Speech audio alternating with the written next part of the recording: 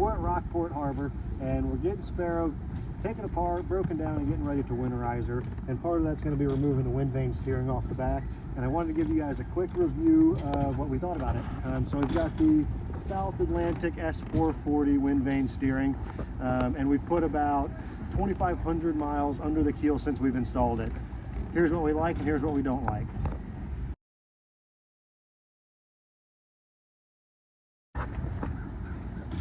One of the first problems we had after the install was, how do we attach the control lines to the tiller? On this boat, they sent us a chain that would attach to the control lines, and that chain would connect to a bracket. We have a tiller that has the ability to kick up and kick down. So every time that it would pull tight, it would just simply lift the chain out of the tiller itself. Eventually, under load, it ripped that entire piece out, so we had to rig something else up. The whole design of the chain into a little piece that locks it down wasn't very robust for offshore sailing, in our opinion.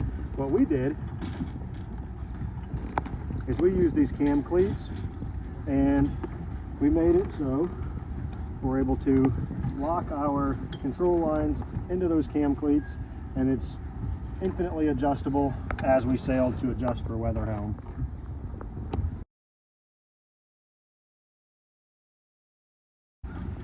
After our first 225-mile passage from Panama City to Clearwater, Florida, I noticed the first bit of rust forming, and I'll show you guys where.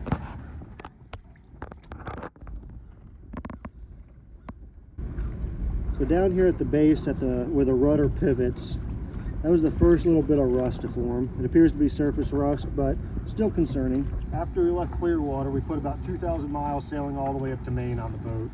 I'd say about 60% of the time the wind vane steered. I think it was part user error and part equipment, but we had a hard time making it hold a very finite and very definite course. But when we just needed to go in a general direction, it worked fantastic. What I'm talking about is, once we got into the Gulf Stream, we didn't want to pop out of the Gulf Stream, so we had to hold a very specific compass course to stay in that direction, and the wind vane just wasn't up to the task on most days, unless we were sailing on a close reach. Didn't like close haul, didn't like beam reach, didn't like broad reach. Once we got out of the Gulf Stream, we're a little bit more flexible on our compass course, and the wind vane did a much better job with that.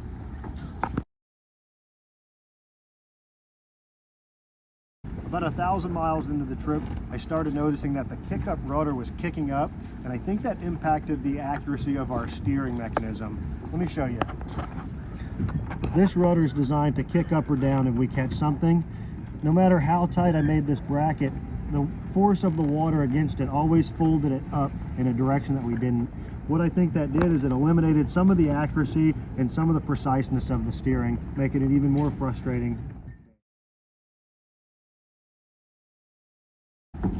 One night at about 2:33 in the morning, I noticed the whole unit shaking a little bit more than usual, and I crawled out of my position, strapped into the tether, and leaned precariously over the side to see why the whole thing was shaking. The way this unit's put together is there's two threaded rods that go through, which make it adjustable back and forth. That's great, except when we installed it, we didn't get the second nuts to lock the first nuts in place. So what had happened is this nut fell off and this nut fell off, which meant this entire push rod was free, and we almost lost the entire unit had it not been for gravity and friction.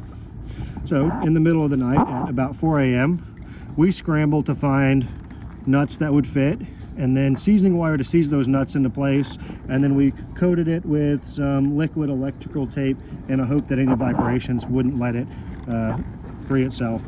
So this is about 1,000 miles on this fix, and we'll see what we do next season to prevent that from happening again.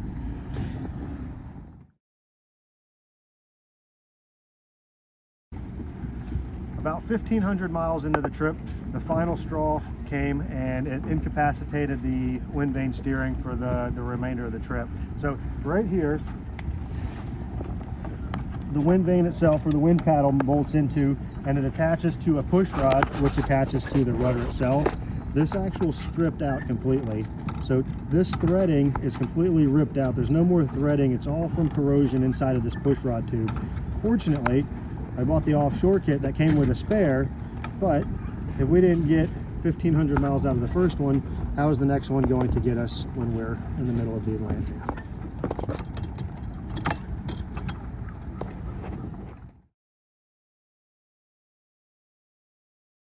So, in conclusion, we bought the cheapest wind vane on the market, and it's built solidly and it's built robustly. I think most of our frustrations with it holding an actual course is a lot of us learning the wind vane.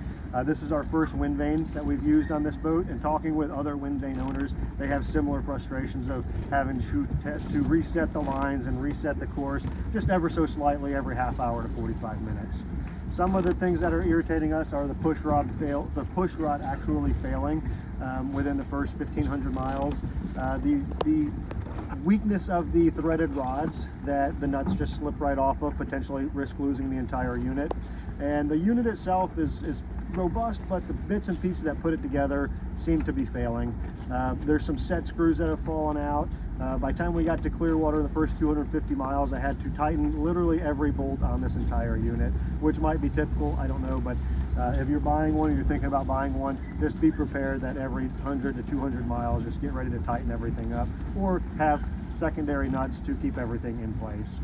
All in all, I think we're going to give it another go. I can't say that we're going to cross the Atlantic with this exact unit.